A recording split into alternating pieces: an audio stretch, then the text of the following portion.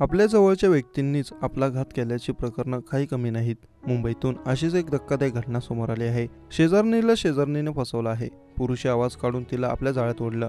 त्यानंतर जे घडलं ते धक्कादायक आहे। पोलिसांनी या प्रकरणी एका महिलेला अटक केली आहे। मुंबईलगतच्या काश्मीरीमधील पृथ्वी प्राईट या उच्चभू सोसायटीतील ही घटना आहे।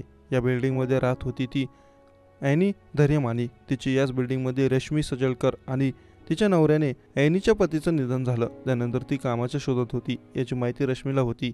याचाच गैरफायदा तिने घेतला। तिनं आणि तिच्या पतीने ॲनीला लुटण्याचा घट्ट रचला। एके दिवशी बोलता बोलता रश्मीने ॲनीला एका मोठ्या कंपनीत 43 लाख रुपयांचा वार्षिक पॅकेजमध्ये नोकरी देण्याचं वचन दिलं। अभिमन्यू नावाच्या व्यक्तीचा फोन नंबर तिला दिला।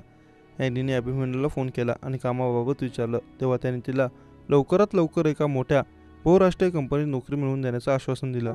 त्यानंतर ॲनी आणि अभिमन्यूचं अनेकदा फोनवर बोलणं सुरू झालं।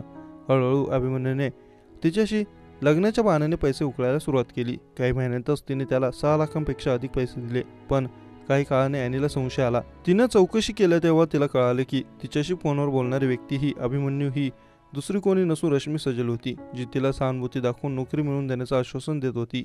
त्यानंतर ॲनीने काशीगाव पोलिसात तक्रार दाखल केली। पोलिसांनी या संपूर्ण प्रकरणाची माहिती दिली। 26 जून रोजी काशीगाव इथं रश्मी आणि तिचा पती सजल विरुद्ध फसवणुकीचा गुन्हा दाखल करण्यात आला। या प्रकरणाचा तपास करून पोलिसांनी आरोपी रश्मी सजळकर हिला अटक केली आहे, तर तिचा नवरा अद्याप फरार आहे, अशी माहिती DCP प्रकाश गायकवाड यांनी दिली आहे।